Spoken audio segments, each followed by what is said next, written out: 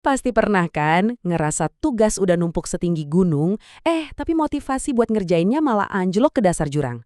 Tenang, Anda nggak sendirian kok. Hari ini kita bakal bongkar habis-habisan semua mitos soal motivasi dan kita cari kunci rahasianya biar bisa tetap fokus di dunia yang, ya ampun, gangguannya banyak banget. Yuk, kita mulai. Kita semua pasti pernah dapat nasihat ini. Udah, fokus aja. Gampang banget ya ngomongnya, seakan-akan di otak kita ada tombol on-off buat fokus. Tapi kenyataannya, nasihat itu seringnya nggak ngebantu sama sekali. Jadi lupakan nasihat basi itu. Ada cara yang jauh lebih cerdas, lebih masuk akal, dan kita akan kupas tuntas sekarang juga. Oke, sebelum kita bisa memperbaiki motivasi, kita harus kenalan dulu dong sama mesinnya. Di bagian pertama ini, kita akan coba bedah bareng-bareng apa sih sebenarnya motivasi itu. Karena kalau kita udah paham cara kerjanya, ngendaliinnya juga jadi lebih gampang. Jadi, apa sih sebetulnya motivasi itu? Gampangnya gini deh, bayangin motivasi itu kayak ada dua jenis bensin buat mesin kita. Ada yang sumbernya dari dalam diri, kayak rasa penasaran, atau seneng ngelakuin sesuatu, itu yang kita sebut intrinsik. Terus ada juga yang dari luar, misalnya pengen dapat nilai bagus atau pujian, itu namanya ekstrinsik. Dua-duanya bisa bikin kita jalan. Yuk, kita lihat bedanya lebih dalam. Motivasi intrinsik itu contohnya pas Anda nonton video tutorial soal hobi sampai lupa waktu. Nggak ada yang nyuruh kan? Anda ngelakuin itu karena murni pengen. Nah kalau ekstrinsik itu pas Anda ngebut belajar semalam suntuk sebelum ujian karena harus dapat nilai bagus. Keduanya emang bisa bikin kita gerak. Tapi coba tebak, bensin mana yang lebih awet? Jelas yang datangnya dari dalam diri. Nah, kita udah kenalan sama motivasi. Sekarang saatnya kita hadapi musuh bebuyutannya. Ada satu pencuri fokus yang paling lihai di zaman sekarang. Dan jangan-jangan musuh ini lagi ada di genggaman tangan Anda sekarang. Yuk, coba kita jujur-jujuran sebentar sama diri sendiri. Pas lagi niat-niatnya mau buka buku atau laptop buat belajar, apa sih yang paling sering tiba-tiba narik perhatian Anda? Godaan terbesarnya itu apa? Udah ketebak ya? Yap, media sosial. Sebuah penelitian dari Universitas Telkom bahkan menyebutnya pedang bermata dua.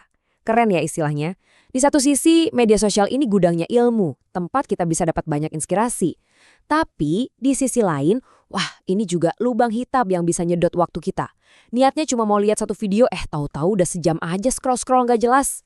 Dan efeknya ke nilai kita? Wah, jangan ditanya. Nyata banget. Tugas yang harusnya sejam, jadi 3 jam.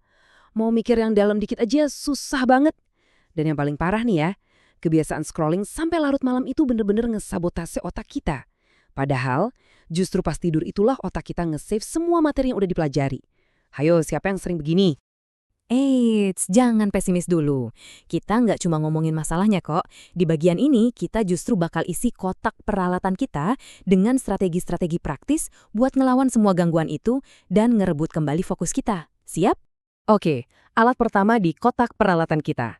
Percaya nggak kalau teknik super ampuh ini ditemuin sama seorang mahasiswa di tahun 80-an cuma pakai timer dapur? Iya, beneran. Timer dapur yang bentuknya tomat. Dan inilah dia teknik Pomodoro. Namanya emang unik, tapi idenya jenius banget. Daripada mikirin belajar berjam-jam yang bikin pusing duluan, kita tipu otak kita buat fokus total, tapi cuma 25 menit. Abis itu istirahat, jadi kerasa lebih enteng kan? Ini kayak lari sprint, bukan maraton. Cara pakainya gampang banget.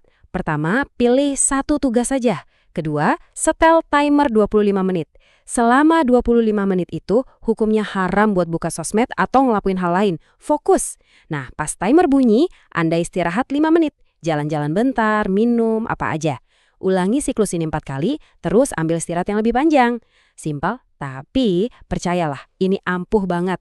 Terus, kenapa sih cara ini bisa berhasil? Ada rahasia psikologisnya, namanya hukum Parkinson. Intinya gini, kalau Anda punya waktu seminggu buat ngerjain tugas, ya tugas itu bakal selesai dalam seminggu, biasanya mepet-mepet. Tapi kalau deadline-nya besok, tiba-tiba bisa selesai semalam. Nah, teknik Pomodoro ini memaksa kita pakai prinsip itu buat jadi lebih produktif. Tentu aja, teknik doang nggak cukup, lingkungan juga ngaruh banget. Coba deh, bikin tempat belajarmu jadi senyaman mungkin. Cari tahu juga, kamu itu tipe belajar visual, audio, atau kinestetik. Manfaatin fasilitas kayak perpus. Dan hey, jangan salah, sedikit kompetisi sehat sama temen itu kadang bisa jadi bensin motivasi yang luar biasa loh. Oke, kita udah punya senjatanya. Tapi di bagian terakhir ini, kita bakal ngomongin tujuan akhirnya.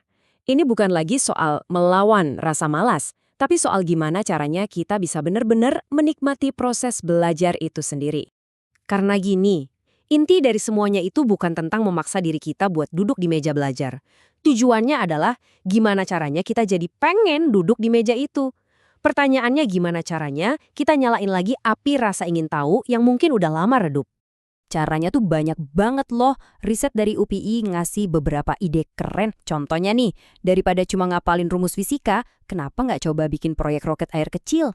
Daripada ngapalin tanggal-tanggal sejarah, kenapa nggak bikin jadi semacam kuis atau game bareng teman? Atau sesimpel ganti suasana. Belajar di taman, pasti beda rasanya.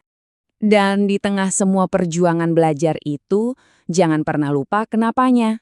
Kutipan ini ngingetin kita setiap bab yang kita baca, setiap rumus yang kita pecahin, itu bukan cuma buat ngejar nilai. Itu tuh kayak kita lagi ngumpulin senjata buat mengubah dunia, versi kita sendiri. Dan pengingat ini, wah ini kena banget buat zaman kita sekarang. Dunia ini lari kencang banget. Kalau kita berhenti belajar, ya kita bakal ketinggalan dan jadi pemilik masa lalu. Tapi kalau kita terus belajar, kita bukan cuma ngikutin zaman, kita yang akan jadi pemilik masa depan.